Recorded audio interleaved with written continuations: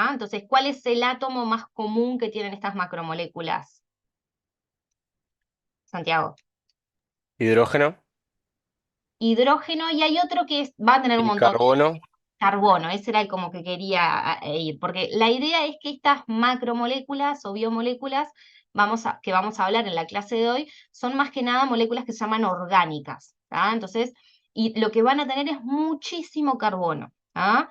Junto a este carbono, obvio que va a estar asociado también el hidrógeno, y después vamos a tener otros átomos que van a andar en la vuelta, que esos otros átomos es lo que van a decirnos qué tipo de macromolécula es. Como que carbono e hidrógeno va a estar por todos lados, y eso es como que lo que vamos a decir, bueno, que tenga estas cantidades de estos átomos, nos van a hablar de que son moléculas orgánicas, ¿sí?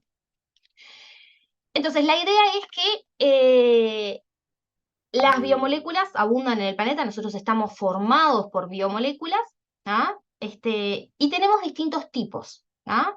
Tenemos por un lado las moléculas de carbohidratos. ¿Les suenan alguna vez haber escuchado de carbohidratos o glúcidos, que son sinónimos esas palabras? Sí, Sí, ¿no? Hay algo que probablemente la mayoría de ustedes come todos los días, que es un carbohidrato por excelencia. ¿Saben lo que es? harina, Sí, las harinas tienen, igual iba como hasta más fácil todavía que eso. El azúcar, azúcar, azúcar. exacto. El ¿Qué azúcar cosa? de mesa, eso que nosotros le ponemos, es un carbohidrato. ¿Ah? Que después la idea es que el cuerpo lo procesa y vamos a ver que lo va a utilizar como una fuente de energía para poder hacer movimientos o cosas, ¿sí? Eso van a ser, por un lado, este tema de esta clase. Después, otra macromolécula muy importante y que de alguna manera se podría decir que nosotros estamos formados por eso, son las proteínas. ¿Les suena haber escuchado hablar de las proteínas en algún momento? Sí, Sí, ¿no? También, de vuelta, en la dieta nosotros hay cosas que consumimos que tienen alta cantidad de proteína. No sé qué tanta cantidad de carnívoros tenemos en la sala, pero la carne, el asado, todo eso tiene un alto contenido proteico. Y la idea es que nosotros estamos formados por proteínas. ¿Ah? La mayor parte de nuestro cuerpo son proteínas estructurales, proteínas funcionales, y gracias a ellas sobrevivimos. Y después al final, no sé, ustedes, eso me dirán ustedes, que creo que con Eric ya vieron un poco de lípidos.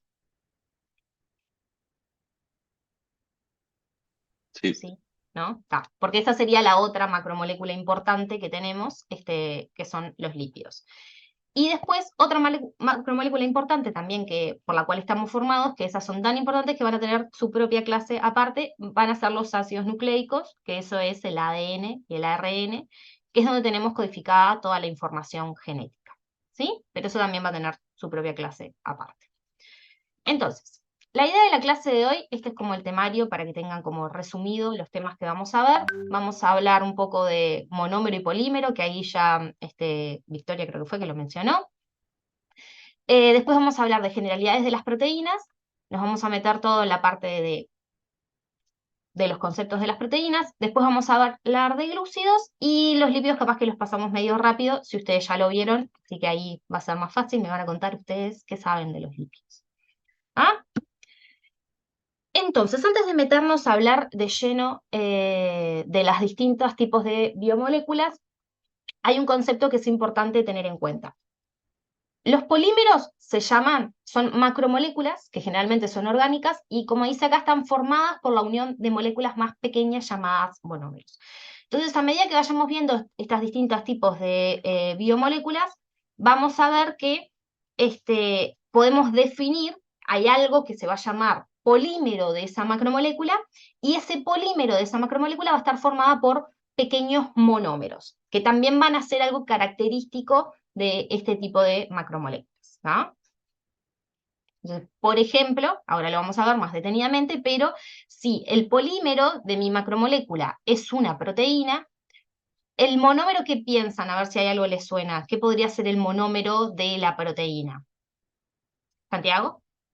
aminoácidos, Perfecto, aminoácidos, exactamente. Los distintos aminoácidos son los que van a constituir los monómeros de este polímero. ¿Sí? La idea es que vamos a ver que van a poder interaccionar entre ellos, por lo que vamos a ver que son enlaces peptídicos, y eso va a terminar formando el polímero, que no es otra cosa que la proteína. ¿Sí?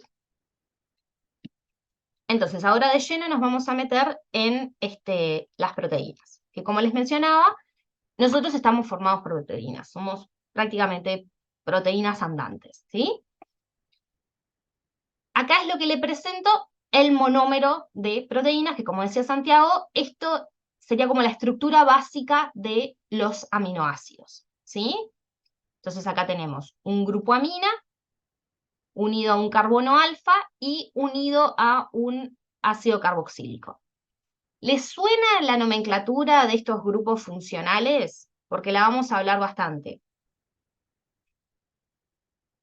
O sea, ¿saben ver una secuencia de átomos y decirme, ah, eso es una amina, eso es un alcohol, eso es un ácido carboxílico?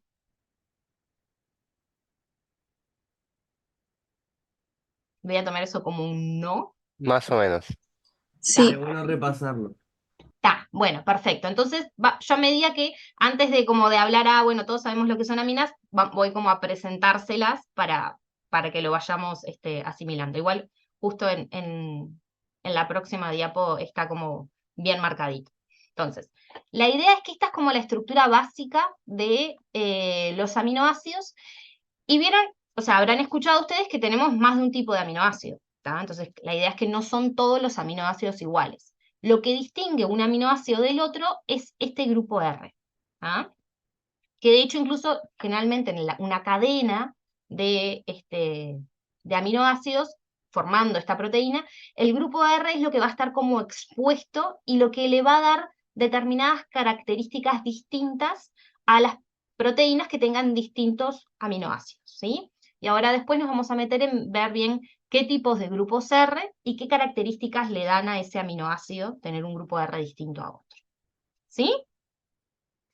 Entonces, como les decía, este es el monómero de las proteínas, que es el aminoácido, y el polímero sería esto, muchos aminoácidos unidos entre sí, formando esta cadena por enlaces peptídicos, que después vamos a ver bien igual cómo se forman. Y ven acá lo que yo les decía, que los grupos R es lo que va a quedar como expuesto y hacia afuera de estas cadenas y va a ser lo que va a poder interaccionar con el ambiente, por ejemplo.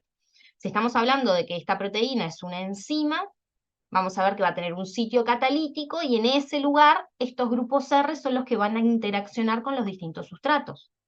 También estos grupos R son los que le van a dar, por ejemplo, la solubilidad a la proteína. Si yo acá tengo un grupo R que es soluble, eso va a indicar que la proteína va a ser más soluble. Si tengo un grupo R que es insoluble, probablemente ese grupo R quede de tal manera interno en la proteína para que no esté expuesto al ambiente, que el ambiente va a ser la sangre o el interior de la célula, ¿tá? Que es un ambiente acuoso. ¿Sí? Entonces, acá de vuelta tenemos el monómero de estas proteínas, o sea, el aminoácido, pero como más detallado qué es cada una de las cosas. Entonces, acá yo les mostraba que este es lo que se llama el carbono alfa, que es el que está como unido a los otros distintos grupos. Por un lado, acá tenés el ácido carboxílico, que otra forma que lo pueden encontrar es, por ejemplo, a ver si consigo, no tengo, COH. ¿Tá? Carbono, oxígeno y alcohol. Esta es otra forma en la cual uno podría encontrar, o sea, si lo ven, tienen que decir, ah, esto es un grupo carboxílico, ¿tá? Es un ácido carboxílico. Porque acá, si el aminoácido está protonado, va a tener un H. Después tenemos por este otro lado el grupo amino, que este grupo amino va a ser capaz de ceder este protón, si está en el ambiente.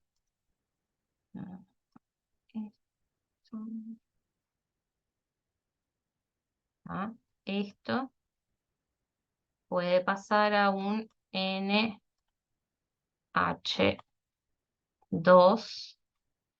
más un protón. ¿Se entiende lo que estoy dibujando? Se Sí, entiende, se entiende. Sí. Basta. sí, profe. Entonces, estas cosas le van a dar características a los aminoácidos para poder interaccionar con el ambiente, ¿sí? Entonces, todos los aminoácidos van a tener un grupo carboxilo, un grupo amino y un grupo R, que ahora vamos a ver cuáles son los distintos grupos R. Que de hecho, estos van a ser específicamente los que van a interaccionar con el ambiente, porque si yo el aminoácido solito no va a estar formando parte del polímero que es la proteína. Entonces, ustedes ven acá que estos grupos, esto acá sería el NH3, ahora está formando este enlace peptídico con este otro ácido carboxílico. Entonces, estos acá ya no están tan dispuestos a interaccionar tanto con el ambiente porque están formando este enlace. En cambio, los grupos R sí están súper expuestos. Y ahora vamos a ver los distintos grupos R que tenemos y de acuerdo al grupo R que tengamos, el tipo de clasificación que tiene ese aminoácido. ¿Ah? Entonces, yo no pretendo que se sepan todos los aminoácidos, ni que yo les diga, ah, bueno, a ver, díganme cómo es el aminoácido aspartato y ustedes vayan y lo escriban, o sea, eso es ridículo. ¿Ah? Lo que sí pretendo es que si yo les pongo algo así, ustedes me digan, ah, eso es un aminoácido. ¿Ah? ¿Cuál grupo R? Bueno, no importa, pero que puedan ver una biomolécula y distinguir si es un lípido, si es un glúcido o si es una proteína. Y a su vez que puedan distinguir si les estoy mostrando el monómero del polímero o si les estoy mostrando el polímero en sí. ¿Sí? Sí. Entonces, acá yo les decía que yo no pretendo que se sepan todos los aminoácidos, pero sí pretendo que si ustedes ven un grupo R, puedan al menos clasificarlo. O sea, no me digan si es un amino, que este es el aspartato, pero que vean esto y como que ven acá que hay un grupo que es un ácido carboxílico, me puedan decir, ah, bueno, este es un aminoácido ácido. Que de vuelta, ahí por eso es importante la parte que les dije de distinguir los grupos funcionales, porque si ustedes ven este COO, esto sería exactamente lo mismo que encontrarlo como COOH. ¿Ah? Esto y esto es lo mismo. Entonces, que ustedes vean este grupo R y digan, ah, si tiene un ácido carboxílico al final, probablemente sea un aminoácido ácido. Lo mismo con el glutamato, ¿tá? No importa cuál es aspartato y cuál es glutamato, pero que los vean y digan, ah, esto es un aminoácido ácido. ¿Por qué es importante esto? Porque si el aminoácido es ácido, quiere decir que va a poder interaccionar con el agua. ¿Se acuerdan de qué manera podían interaccionar con el agua los distintos compuestos? ¿Qué es lo que forman y quién lo forma? Puentes de hidrógeno. Perfecto. Forman puentes de hidrógeno. ¿Y se acuerdan cualquier molécula es capaz de formar puentes de hidrógeno con el agua?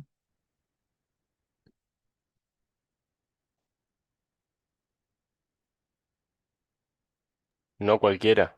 No, exacto, no cualquiera. De hecho, las que pueden interaccionar con el agua, ¿cómo se llaman? Hay como una clasificación a las que pueden y a las que no.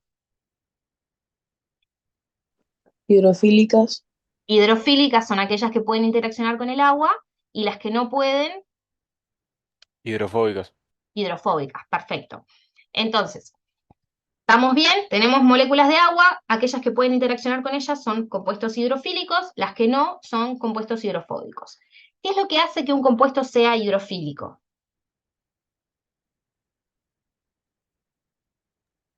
No es cuando se... Cuando ceden qué.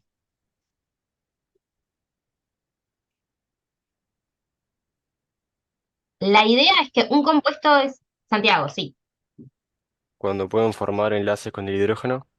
perfecto, cuando pueden formar enlaces con hidrógeno, lo que se llaman estos puentes de hidrógeno. ¿Y cualquier átomo puede formar un puente de hidrógeno? Acá yo les voy a dibujar la molécula de agua.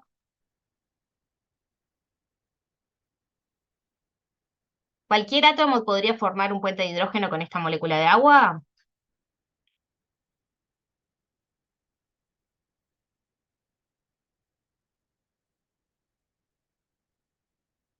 Pista, la respuesta es no, porque si no todos los compuestos serían hidrofílicos, ¿no? ¿Se acuerdan qué átomos podrían formar puentes de hidrógeno con el agua? Santiago. ¿No son los que tienen carga negativa? No es específicamente carga negativa, sino lo que tiene es como una región de carga, que esa región de carga de alguna manera eh, ocurre debido a que son átomos electronegativos. O sea, si la molécula está cargada, no está formando puentes de hidrógeno con el agua, sino que lo que se forman es como unas esferas de solvatación, que les voy a mostrar. Ah, mm. ¿Están viendo ahora algo que no son aminoácidos?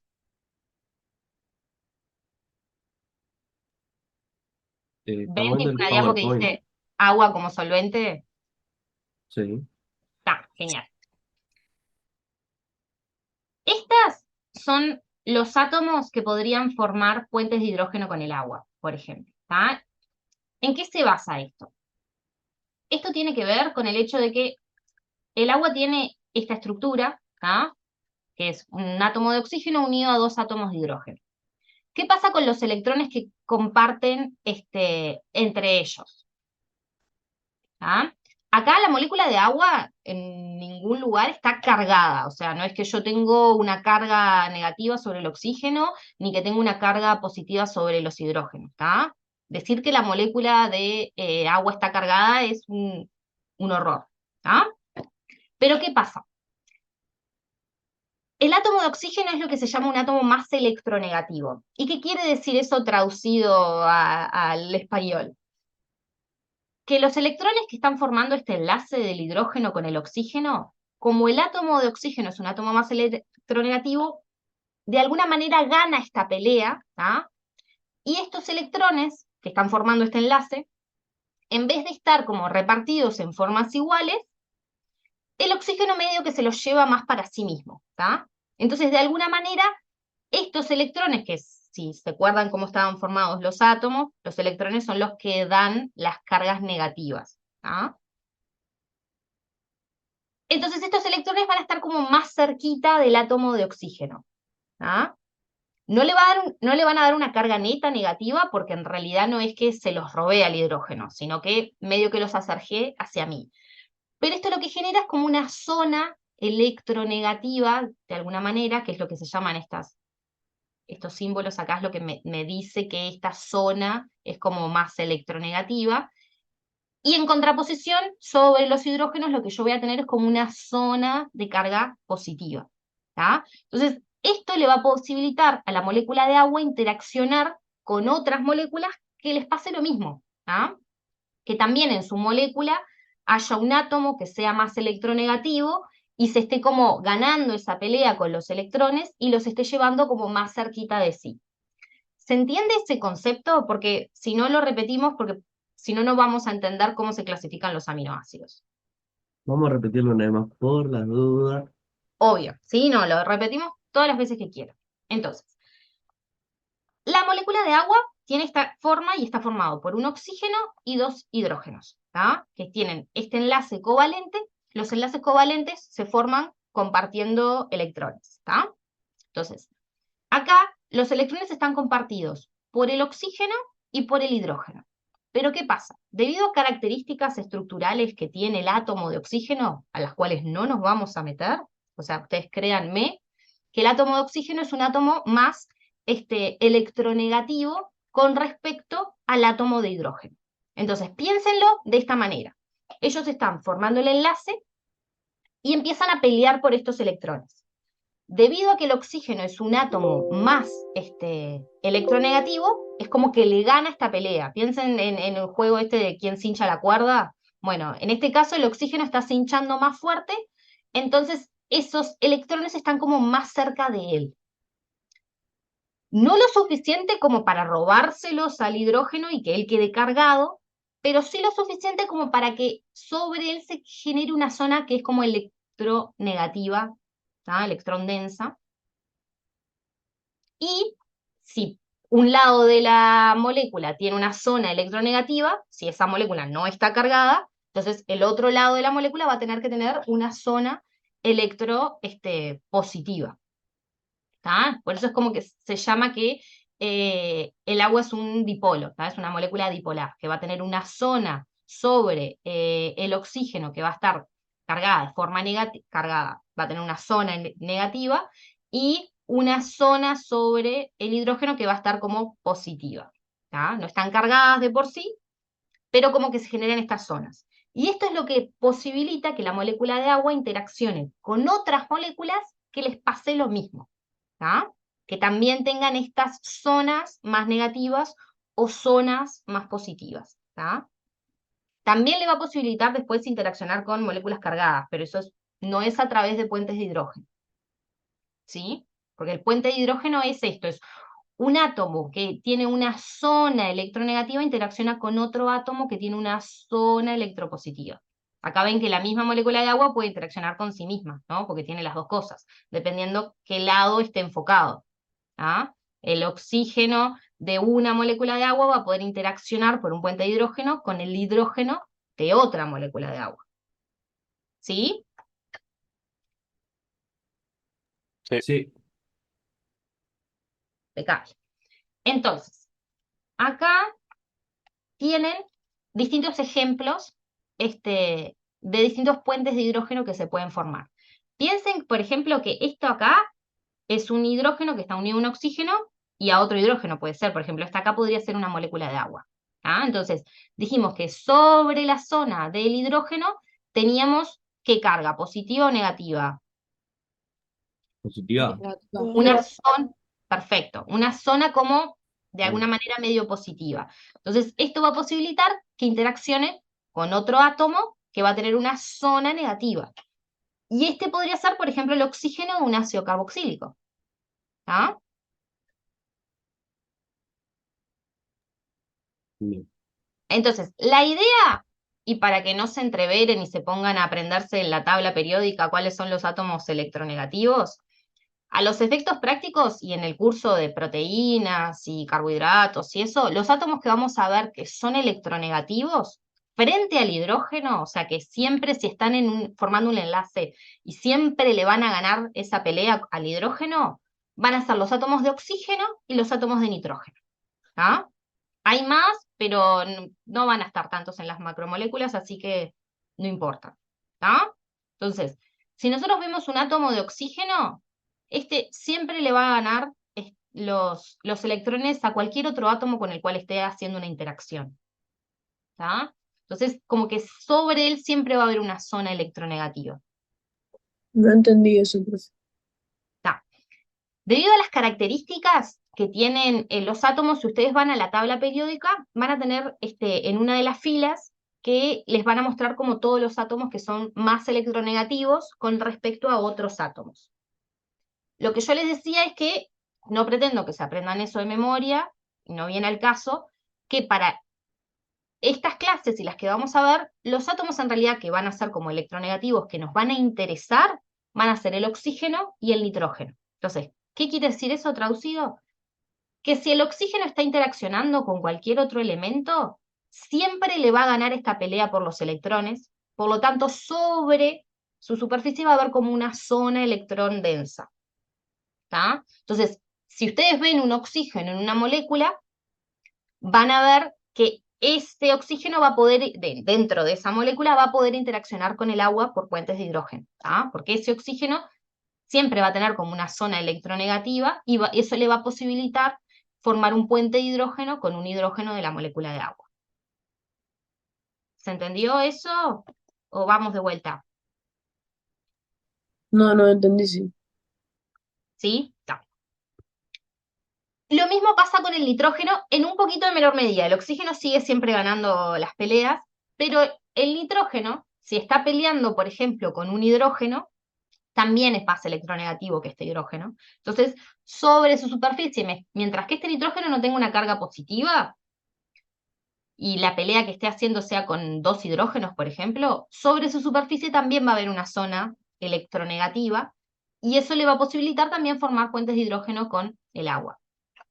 A los efectos prácticos es que si ustedes ven en una molécula ácidos carboxílicos, o sea que ahí tengo 2 oxígenos, grupos amina, tengo un nitrógeno, o grupos alcohol, que tienen un oxígeno, esos son grupos que vamos a decir que van a poder interaccionar con el agua, formando puentes de hidrógeno.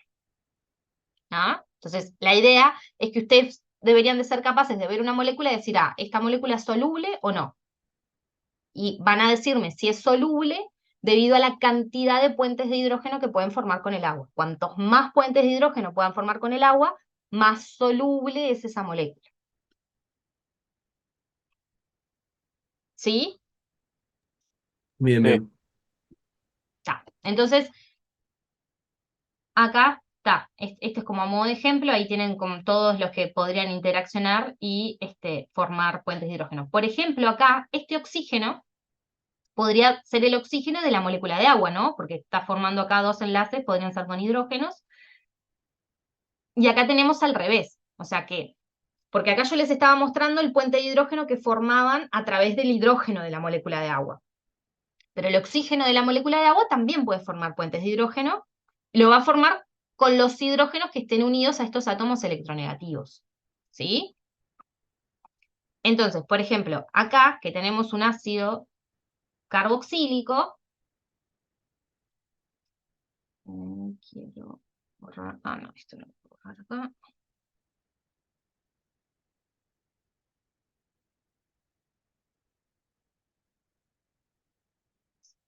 Acá que tenemos un ácido carboxílico, esto acá podría verse, es así también, sería otra forma de dibujarlo. Esto está en equilibrio con este otro.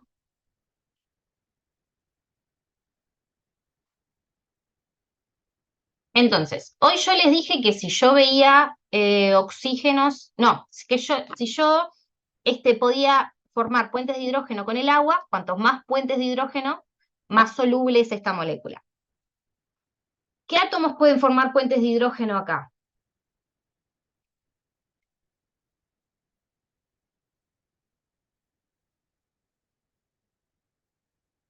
Los de oxígeno Los de oxígeno, perfecto, yo acá podría formar un puente de hidrógeno con el hidrógeno de la molécula de agua.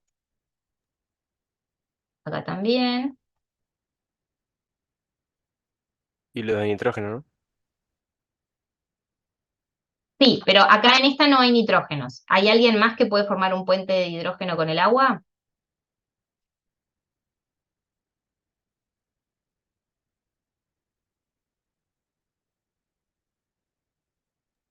No. El El hidrógeno, hidrógeno se puede. No. exacto. Este va a poder formar un puente de hidrógeno con el oxígeno del agua, ¿no?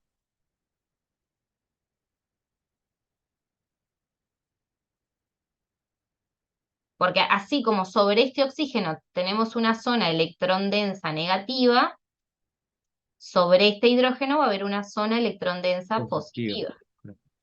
¿Ah? Entonces acá tienen como las dos caras de la moneda, igual que en la molécula de agua.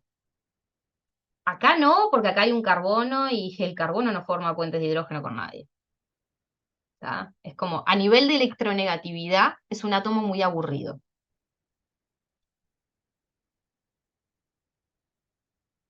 ¿Sí?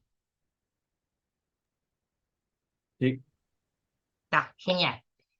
Acá yo me voy a meter solo en la parte de los grupos R, pero acá también, como hoy me comentaron lo del nitrógeno, sí, acá podríamos hacer cosas, y en este ácido carboxílico acá también, pero probablemente estos acá estén involucrados dentro de la proteína, formando el enlace peptídico, entonces no estén expuestos. Por eso nos vamos a meter solo en los grupos R y cómo los clasificamos. Entonces, si ven, acá yo les estaba hablando como del grupo R del aspartato. El glutamato es lo mismo, ¿ah? Porque estos carbonos con hidrógenos dijimos que a nivel de electronegatividad no nos interesan, no hacen nada. Y este grupito que tiene al final, es un ácido carboxílico, es igual al del aspartato. O sea, la diferencia es el largo de la cadena, pero los efectos de propiedades es la misma. Gabriel. Ahora no nos va a interesar mucho el tema de son cationes, aniones o iones dipolar. No, no nos vamos a meter mucho en eso. No. Ah, Bien, bien. Capaz que se los menciono, pero me interesa más si les queda claro que son capaces de formar puentes de hidrógeno con el agua y cuantos más soluble, hacemos una fiesta. Estás impecable. ¿Ah? Con eso, prioridades. ¿Ah? Si llegan a saberlo de iones y cationes, y esto está un paso más. Pero con que nos quedemos con la formación de los puentes de hidrógeno, estoy chocha. ¿Ah? Entonces, ahora vamos a limpiar un poco esto. Ahí. Vuelvo para acá. Ta. Entonces, la idea es que todo esto venía para que ustedes entendieran por qué. Vamos a ver que estos aminoácidos que consideramos que están cargados, de alguna manera, estos ácidos, y lo mismo va a pasar con estas bases, son capaces de formar puentes de hidrógeno con el agua, y eso hace que si yo en la proteína tengo muchos de estos aminoácidos, podemos decir que esa proteína es soluble. ¿Ah? Y es soluble gracias a estos grupos R de estos aminoácidos. Si esa proteína de alguna manera, por ejemplo, tuviera una mutación que me cambia un grupo que podía formar puentes de hidrógeno con el agua por un grupo que no es capaz de formar puentes de hidrógeno con el agua, eso va a alterar en gran medida la conformación de esa proteína e incluso puede llegar a alterar la funcionalidad. ¿Ah? Eso van a ver, hay varias patologías que lo que pasa es que son mutaciones justo en estos puntos, y eso es un solo aminoácido que termina mutado, y eso termina generando que la proteína no sea funcional. ¿Ah? Y el por qué es por eso. Uno diría, bueno, es un solo aminoácido, profe, entre, no sé, 500 aminoácidos, ¿qué tanto le puede hacer eso a una proteína? Es como si, no sé, ya a mí me cambia una uña de un color. Bueno, es importante porque es justo el aminoácido que le estaba dando la funcionalidad o la estructura. ¿Ah? Porque si yo cambio formar un puente de hidrógeno con el agua por alguien que no, ¿ven? O sea, ¿qué le pasa a una gota de aceite cuando la tiro en una olla de agua? ¿Se juntan y queda toda una solución hermosa? No, no, No, al de contrario. hecho, No, al contrario, de hecho hasta si alguna vez estaban aburridos haciendo pastas y se pusieron a jugar, si ponen las gotas de aceite una en cada punta y dejan un segundito, van a ver que eventualmente se van a encontrar y te va a quedar una gota gigante en el medio. ¿Ah? O sea, el odio es tan grande de las moléculas que están conformando esos compuestos que tratan todo lo que puedan de huir y de juntarse con lo mismo. ¿Ah? Eso que uno lo ve a nivel macroscópico, porque lo ves, o sea, si nunca lo hicieron, porque nunca estuvieron aburridos cuando estaban haciendo pastas, los invito a hacer el experimento, agarren una olla de agua y pongan 4 gotas una en cada punta y van a ver que esas 4 gotas no se van a quedar separadas, sino que se van a unir. Y lo que está pasando a nivel microscópico es eso, es el odio que tienen esas moléculas, de como no pueden formar puentes de hidrógeno con el agua, tratan de juntarse entre sí y repeler al agua en la medida de lo posible. ¿Ah? Imagínense que si eso llega a pasar en una proteína que está en nuestra célula, ¿no? Que está ahí tranquila en el citoplasma, que es acuoso, y de repente sufre una mutación que hace que ahora ya no se lleve bien con el agua, que está en el citosol. O sea, va a pegarse a cosas que también no se lleven bien con el agua, y eso va a alterar la estructura de la célula. ¿Ah? Entonces, todo esto venía a caso porque acá tenemos estos aminoácidos que tienen ácidos carboxílicos en sus puntas. ¿Ah? Entonces, por eso dentro de las clasificaciones podemos decir que son aminoácidos ácidos. ¿Ah? Por otro lado, los que tienen grupos amino, este NH2 o NH3 serían los grupos aminos, son aminoácidos básicos. ¿Ah? Estos son ácidos y estos son básicos debido a la capacidad que tienen de ceder o aceptar protones. ¿Ah? Pero los efectos de la solubilidad con el agua es lo mismo. Estos grupos amino también van a poder formar puentes de hidrógeno con el agua. Entonces, vamos a hacer como un ejemplo. Acá tenemos el N unido a un H y unido a otro H. ¿Ah? Esto es lo mismo. Esto y esto es igual. Solo que como que lo separé al enlace.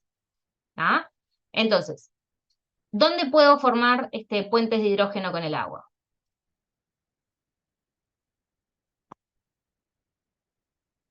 En el nitrógeno y el hidrógeno en realidad, en ambos. Exacto, este nitrógeno va a interaccionar con el hidrógeno de una molécula de agua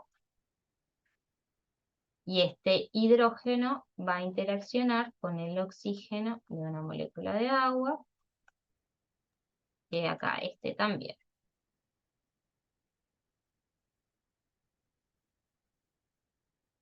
¿Ah? ¿Ven? Entonces, como esto,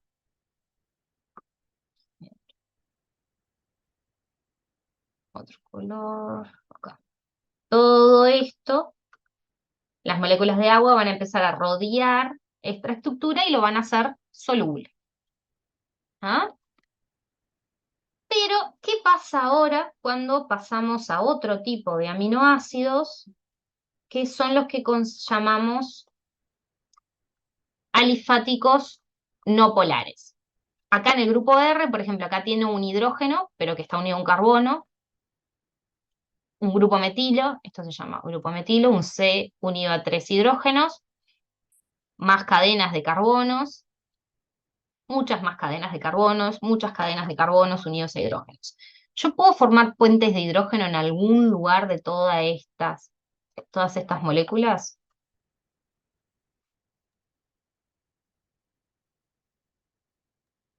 Creo que no. Exactamente. No puedo, acá el agua en los grupos R, si solo miramos el grupo R, el agua no tiene por dónde entrarle. ¿Ah? Entonces, si mi proteína está llena de estos grupos, podríamos decir que es una proteína no soluble. ¿Ah? O los sitios que tenga la proteína, estos aminoácidos, van a ser sitios que si llegan a estar expuestos al agua, van a tratar como de meterse hacia adentro de la proteína para no exponerla. ¿Ah?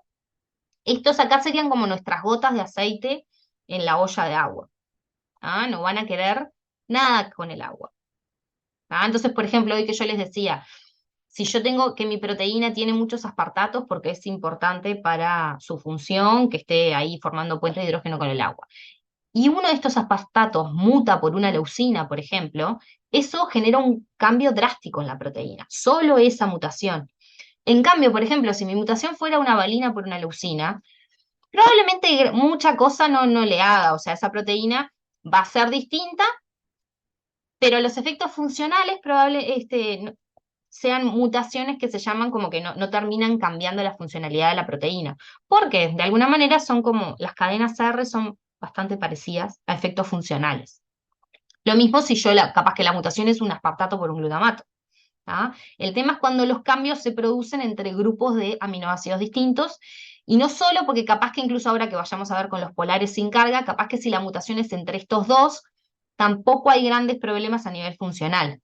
El tema es cuando, por ejemplo, la mutación es entre grupos que pueden formar puentes de hidrógeno con el agua frente a grupos que no pueden formar puentes de hidrógeno con el agua. ¿Sí? Ahí es donde ocurren los desastres. Entonces tenemos los aminoácidos ácidos, los aminoácidos básicos, los aminoácidos que se llaman alifáticos no polares, y después tenemos estos polares, pero como que la idea es que no tienen carga porque estos no se van a comportar como ácidos y como bases, pero sí van a tener grupos que son electronegativos. ¿Ah? Entonces, por ejemplo, esta asparagina, ¿qué átomos de este grupo R pueden formar puentes de hidrógeno con el agua? Ya les estoy diciendo ya que pueden. Sí, el oxígeno y el Nitrógeno. hidrógeno. Exacto, el oxígeno, el nitrógeno y el hidrógeno, Mm. todos estos acá van a poder formar puentes de hidrógeno con el agua, así que tenemos un montón, súper soluble. Esto es prácticamente lo mismo, ¿no? A Sí. nivel de los puentes de hidrógeno con el agua. Acá tenemos un alcohol, que por ahora no habíamos visto un alcohol solito, pero el alcohol también es capaz de formar puentes de hidrógeno con el agua. Sí, ¿no? Sí, exacto. Esto acá es un O unido a un hidrógeno. Y acá después está unido a otra cosa, pero esto es prácticamente un pedazo de una molécula de agua, ¿no? Es como muy parecido. Esto va a poder formar puentes de hidrógeno por acá, y esto va a formar con el hidrógeno de la molécula de agua. ¿Ah? Entonces, la idea para saber si el tema de las clasificaciones, a mí lo que más me va a importar es esa, la capacidad que ustedes vean el grupo R del aminoácido, o ya sea formando la proteína, y que ustedes me digan si puede formar o no puentes de hidrógeno con el agua, por ejemplo. ¿Tá? O sea, a grandes rasgos, si me digan si es soluble o no, no es soluble. Y después, dentro de las clasificaciones, tenemos que en estos no nos vamos a meter mucho, pero sepan que existen. Hay otras que tienen azufres, ¿tá?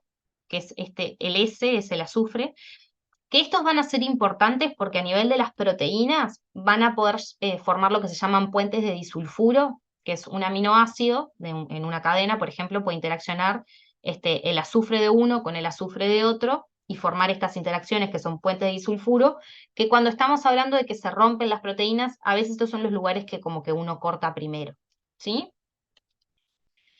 Y después tenemos los aromáticos, que estos tienen estos bencenos, ¿tá? Que tienen características propias, que por ejemplo emiten uno los puede observar a ciertas longitudes de onda, que son característicos, pero en eso no nos vamos a meter, o sea, sepan que existen, que es otro tipo de clasificaciones, y que tienen la misma estructura que todos, ¿no? La parte esta es igual en todos los aminoácidos, y lo que los distingue son los grupos R. Por ejemplo, acá, este aromático, ¿piensan que va a ser muy soluble? La fenilalanina, el grupo R al menos.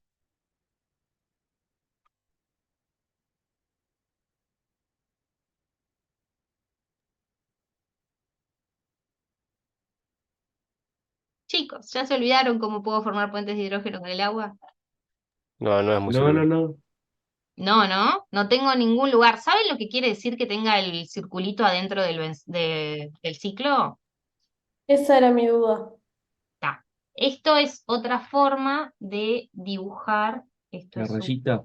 exacto, esto Exacto. acá, Sí. los dobles enlaces.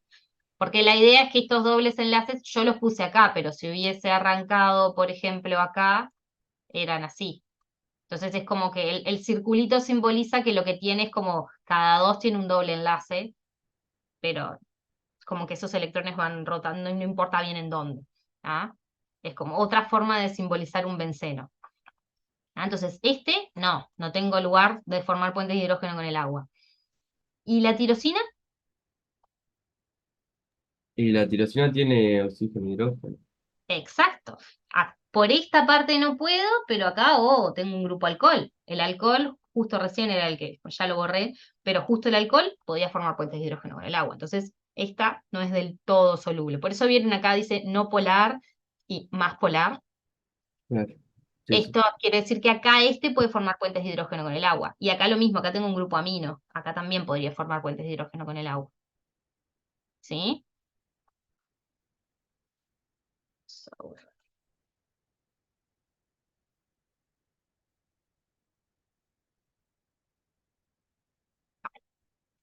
Bueno, sobrevivimos a los clasificación de los aminoácidos. ¿Tá? ¿Alguna duda que les haya quedado de las clasificaciones, de por qué se llaman así y cómo interaccionan con el agua? No, profe. No, Perfecto.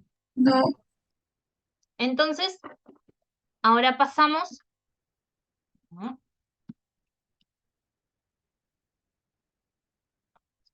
¿No?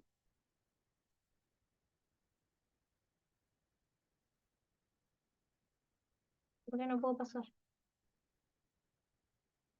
Ahí. Ahí. Acá, esto tampoco pretendo que se lo sepan de memoria, sino que sepan que existe. A grandes rasgos, nosotros podríamos consumir cualquier proteína y nuestro cuerpo la procesa y después, a partir de estas estructuras, poder generar la mayor parte de los aminoácidos nosotros de cero, ¿ah? A partir de otros, ir cambiando unos por otros y nosotros generar esas estructuras. O sea que, ¿qué quiere decir esto? Que para que yo tenga determinado aminoácido no necesariamente lo tengo que consumir, sino que mi cuerpo es capaz de sintetizarlo de nuevo, que se llama. Pero eso no pasa con todos los aminoácidos. Hay algunos aminoácidos que si nosotros no los consumimos en la dieta, no los podríamos sintetizar. Entonces, nos faltarían determinados nutrientes, por así decirlo. Entonces, acá tiene una lista de que estos son aminoácidos que si no los consumimos en la dieta, no los podríamos sintetizar. Y después hay algunos otros aminoácidos que van a ver que son importantes en determinadas situaciones. Por ejemplo, cuando la mujer está embarazada, necesita consumir determinados aminoácidos, porque es más importante, y así sucesivamente. Pero para que sepan eso, que existen, que nosotros no podemos sintetizar todos los aminoácidos. Así como, por ejemplo, no podemos sintetizar todos los lípidos. Me imagino que con Eric deben haber visto que hay lípidos que se llaman lípidos esenciales, por ejemplo, los famosos omega 3 y omega 6, que nosotros, si no los consumimos en la dieta, no los podemos sintetizar. Pero, por ejemplo, cuando vayamos a ver carbohidratos o glúcidos, ahí sí, no hay carbohidrato que sea esencial. Nosotros podríamos generar todos los carbohidratos que necesitamos para sobrevivir. No es que tenemos que consumir un tipo de carbohidrato específico, sino que con consumir carbohidratos, nuestro cuerpo es capaz de generar todos. Pero no pasa lo mismo con las proteínas y con los lípidos. ¿Sí? Pues esa es una linda pregunta, que se puede poner múltiple opción. ¿Qué tipo de biomolécula no es indispensable? Te las tiro ahí, para que les quede en el tintero. No sé, una Sí, pregunta. ¿Te van a sí. tener presencial también o solo por Zoom? Tenemos presenciales, sí, algunas clases. Creo que están en el cronograma qué clase es presencial y qué clase es por Zoom. Ah, bien, perfecto. Porque te entiendo más que a Eric. No, por las dudas. A mí creo que me tocan 3 clases presenciales. Bueno, eso, porque el año pasado nos pasó que tocaba una clase presencial y, no sé, por X o por B, algo que les pasó a ustedes, preferían que fuera por Zoom. Si eso llega a pasar, avisen con tiempo, porque nosotros somos de Montevideo, entonces si es presencial implica que nos vamos a Maldonado, y si nos avisan el mismo día en la mañana, alta chance que ya estemos en viaje, ¿verdad? Así que si llega a pasar algo que ese día en realidad prefieren que sea por Zoom, avisen en lo posible al menos un día antes. O sea, que no sea el mismo día que digan, profe, está lloviendo mucho y no quiero salir. No, ahí ya está. Ya voy en viaje. Bueno, entonces, hoy estábamos hablando del grupo R y medio que ignoramos el resto de la estructura del aminoácido, pero porque yo les decía que en realidad más que nada nos va a importar ese aminoácido formando parte de una cadena, una proteína.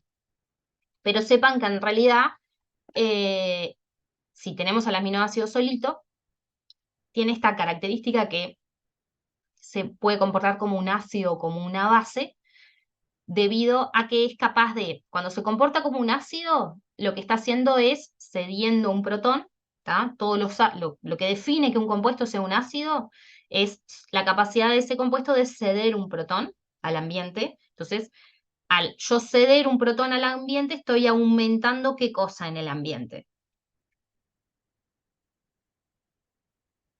O disminuyendo, depende de qué sea lo que me vayan a decir.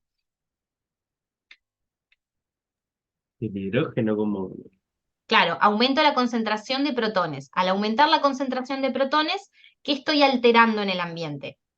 las cargas. La acidez. La acidez. Ah, Ahí, me encantó, eso.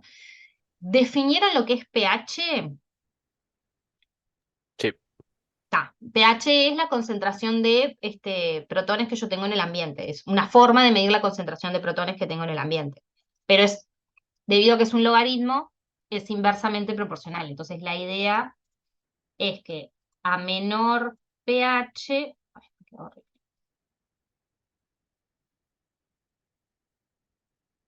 Ah,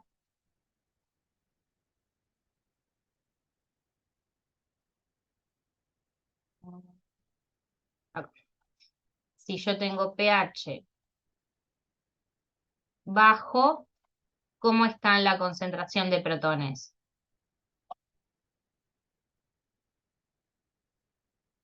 ¿Baja o alta? Baja, No, al revés es alta. alta, sí.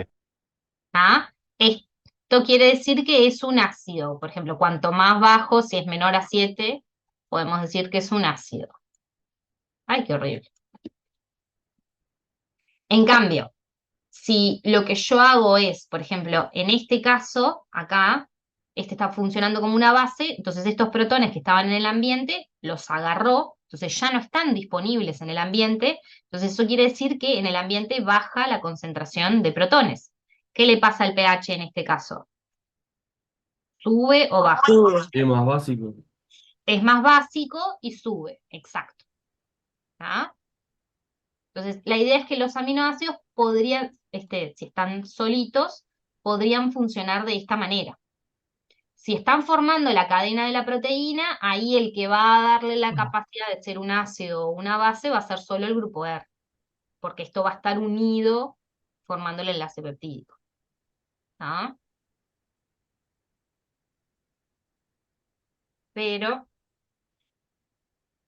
por ejemplo, esto es lo que se llama una curva de titulación. ¿Ah? La idea es que, por ejemplo, al aminoácido se le fueron agregando OHs, que lo que hace es va haciendo cada vez más básico el ambiente. ¿Tá? ¿Ven? Por Eso era eso con lo de PK1, PK2, PKR, ¿no? exactamente.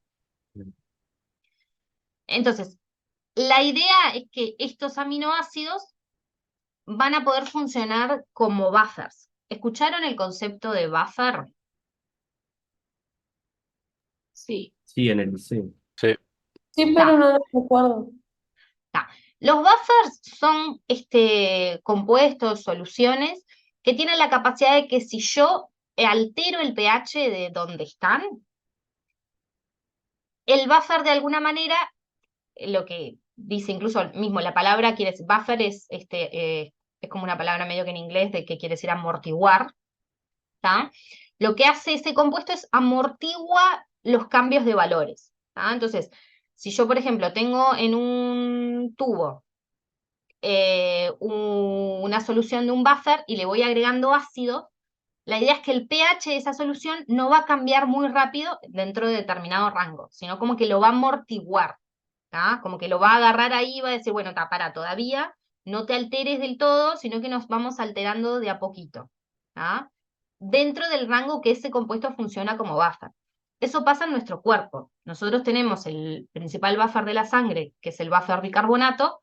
Lo que hace es que si por alguna razón nosotros consumimos determinadas cosas que hacen que el pH de nuestra sangre varíe de forma muy rápida, el buffer bicarbonato como que lo amortigua y hace que esa cosa no se vaya de rango. Que van a ver, si el pH de mi sangre, que tiene que estar entre 7,42 más o menos 0,02, se va a 8, eso ya es casi no compatible con la vida, porque nuestras proteínas se van a descuajeringar todas.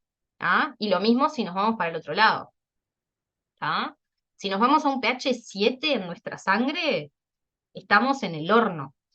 ¿Ah? Porque nuestras proteínas van a ser funcionales a 7,42. O sea, es un montón. ¿Ah? Incluso si tenemos un pH 7 en sangre, tenemos bruta acidosis. ¿Ah? O metabólica o respiratoria, y se va a ver después cuál es la causa, pero ¿ah? O sea, es como que son re importantes los buffers. Y van a ver que además de estos buffers que tenemos, como por ejemplo el bicarbonato o el fosfato, que es un buffer urinario, todas nuestras proteínas en alguna medida también funcionan como, un poquito como buffer gracias a estos grupos funcionales que tienen. ¿Ah? Esa es como la razón biológica de ser de todo esto que les estoy dando. ¿Ah? Ahora sí vamos como a la química pura y dura. La idea de lo que está pasando es, acá yo estoy a un pH sumamente ácido, ¿tá? Ven que va aumentando el pH. A medida que voy agregando estos OHs, el pH va aumentando, ¿sí? Entonces, ¿qué le pasa a un aminoácido cuando está a pHs muy, muy, muy, muy ácidos? La idea es que en este lugar yo voy a tener protones de sobra en el ambiente, ¿no? Porque si tengo un pH muy, muy, muy ácido, quiere decir que tengo un pH muy, muy, ¿qué? ¿Bajo o alto? Bajo. Muy bajo, exacto. Y eso quiere decir que lo que yo tengo son muchos protones en el ambiente. ¿Tá? Entonces, si yo tengo muchos protones en el ambiente, todos los lugares en esta molécula que puedan aceptar un protón lo van a aceptar. Entonces, por eso acá el ácido carboxílico está protonado, que vieron que a veces en el otro dibujito lo teníamos así, ¿no?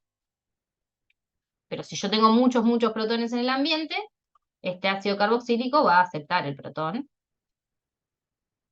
y va a estar protonado. Y lo mismo de esta mina, ¿ah? Como esta mina es capaz de aceptar un protón más también. Entonces, la idea es que si nosotros tenemos un aminoácido que se encuentra en pHs muy, muy, muy ácidos, esto claramente no es en el cuerpo, ¿no? Porque a pH 0 no contamos el cuento. El aminoácido va a estar totalmente protonado. A medida que vaya aumentando este pH, va a haber un punto en el cual este protón que está acá va a ser cedido al ambiente. ¿Ah? La idea de lo que va a hacer esto es tratar de amortiguar estos cambios de pH que hay cuando yo les estoy agregando estos OH. Porque este protón, al ser cedido al ambiente, va a interaccionar con este OH y va a formar moléculas de agua, que son neutras. ¿Ah? Estos puntos es como ahí uno de ustedes, no me acuerdo quién, mencionó lo del pKa. ¿Ah? Este valor es característico de cada compuesto, ¿tá? O sea que claramente nunca en la vida va a existir que se tenga que aprender de memoria valores de pKa. Eso no existe.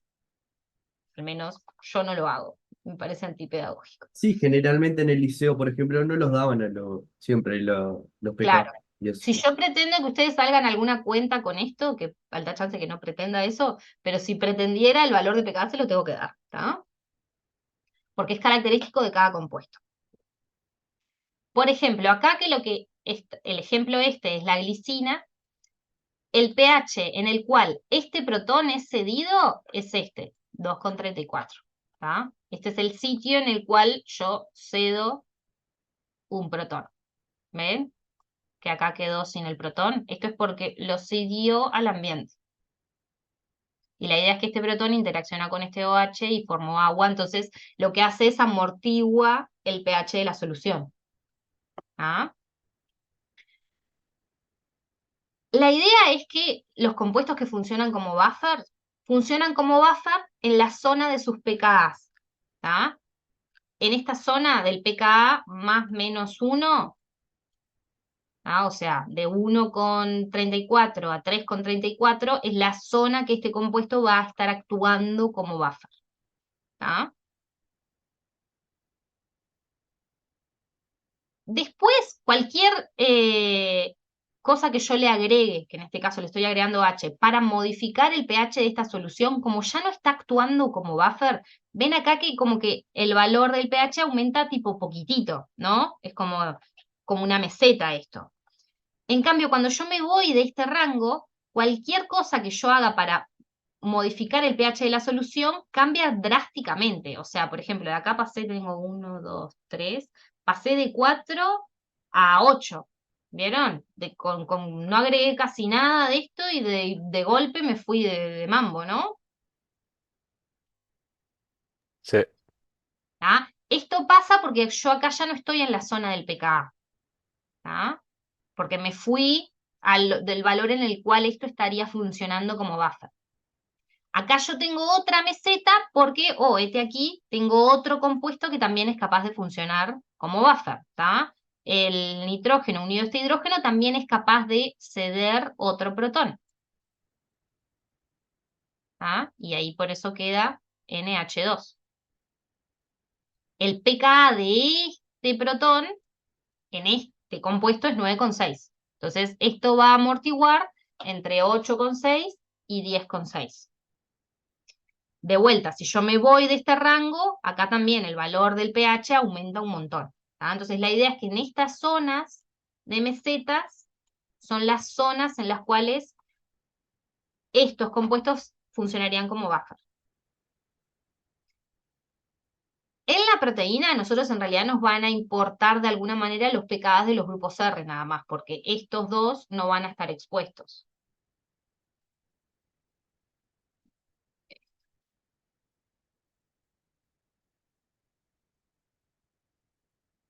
¿Ah?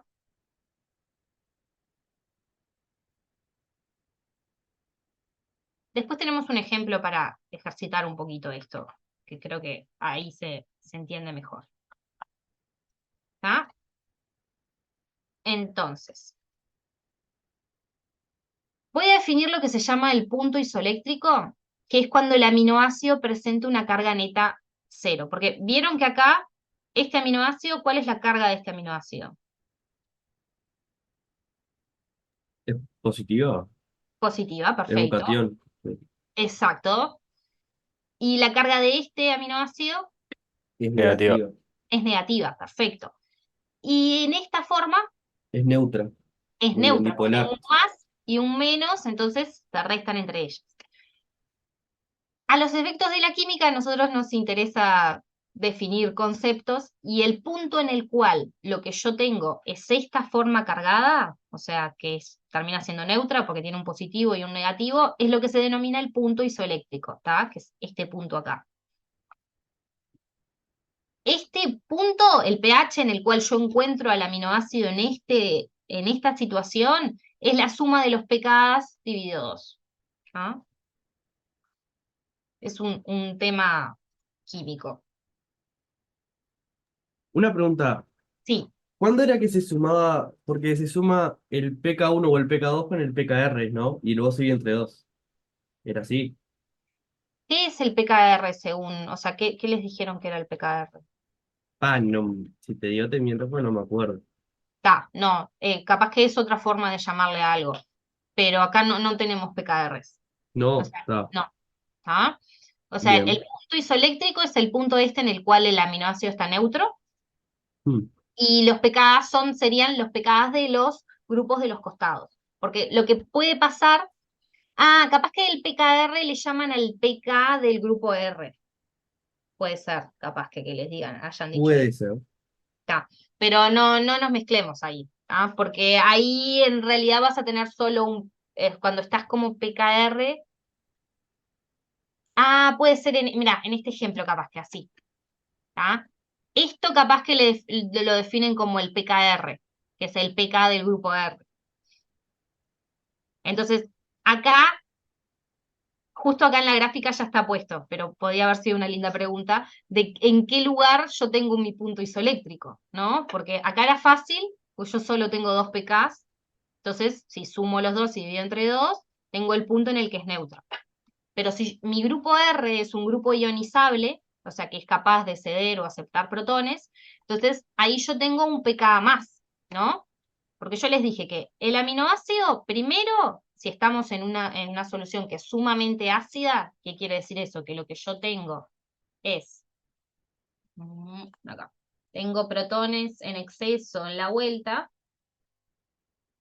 todos los sitios que sean capaces de aceptar un protón lo van a aceptar, ¿no? Entonces, el ácido carboxílico va a estar protonado, el grupo amino va a estar protonado, y acá, vamos a cambiar de color, esto sería mi grupo R, ¿no? Sí.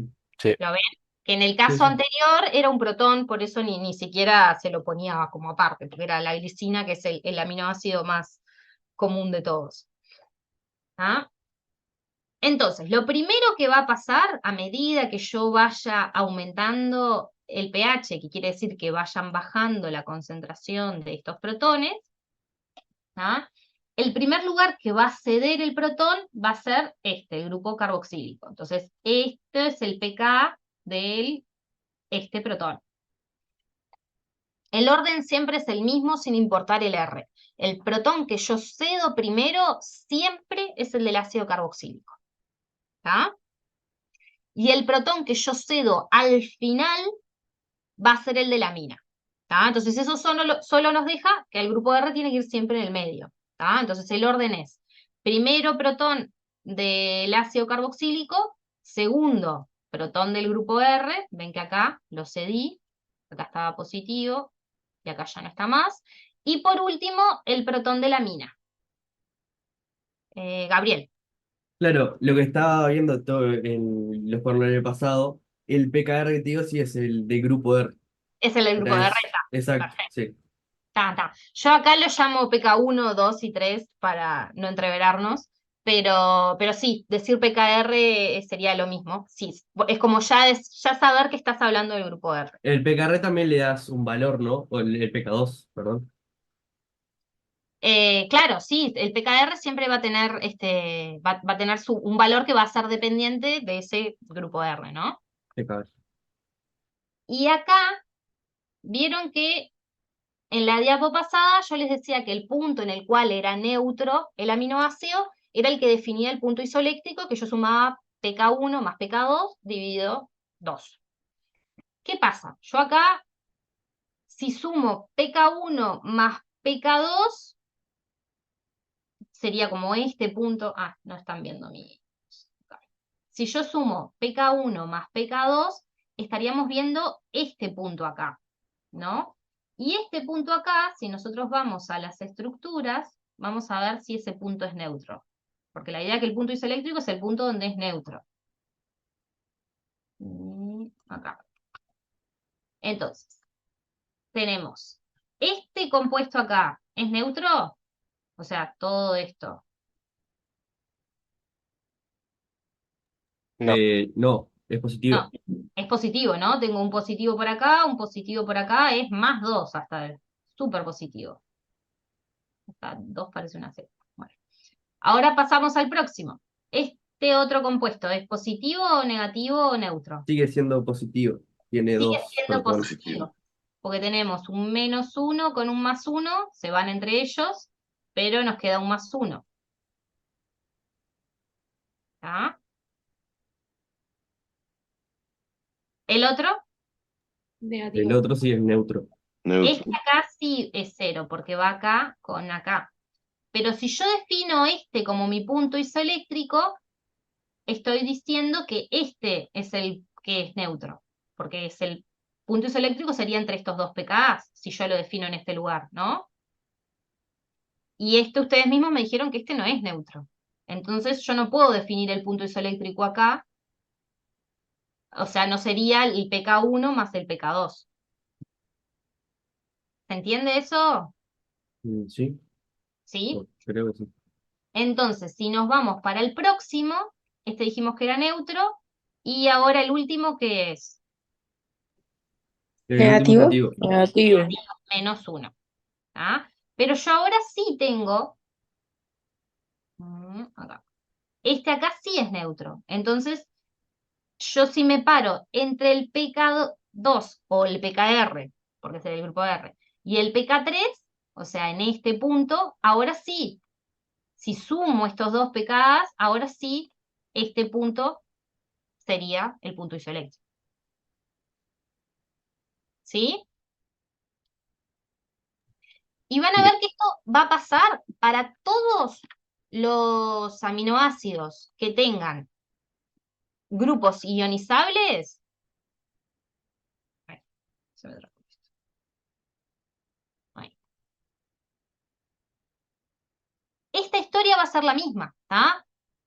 Porque si yo les dije que siempre el protón que yo cedo primero siempre es el del ácido carboxílico y el protón que yo cedo al final es el del grupo amino, el del medio siempre va a ser el grupo R, si es un protón que puede ser cedido, ¿no? Entonces, de alguna manera, la definición del punto isoeléctrico para los aminoácidos que sean ionizables siempre va a ser esta, el pK2 más el pK3 dividido 2. ¿Tá? Va a ser siempre la misma historia. Y para aquellos aminoácidos que no tengan grupos R ionizable, la historia va a ser esta.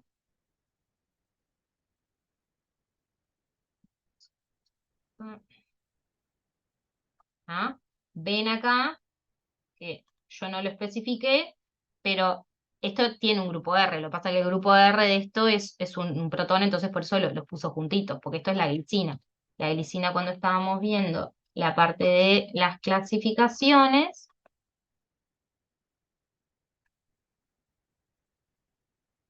¿sí? Ven acá, la glicina, su grupo R es el más aburrido de todos, que es un protón.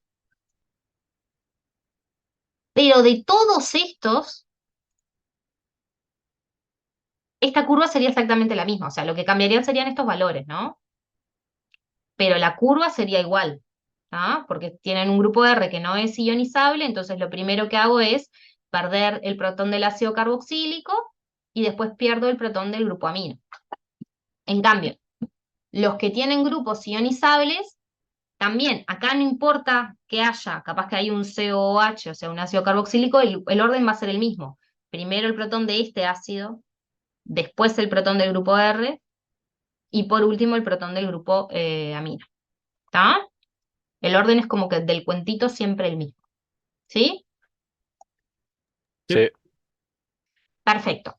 ¿En qué hora estamos? Son 10:15. ¿Les parece hacer un cortecito ahora o prefieren como hacerlo más todo junto después? Como quieran. No sé. Yo prefiero un corte. ¿Sí? Prefiero un Está. Genial. Así van al baño y, no sé, toman un poco de agua. 15, 20 minutos, ¿les parece? Sí. Sí, ¿eh? Está. Impecable. Entonces, nos vemos en un ratito. Hacemos stop share. Así, descansan un poco. Y media y 25 por ahí. ¿Ah? Dale. Vale. Bueno.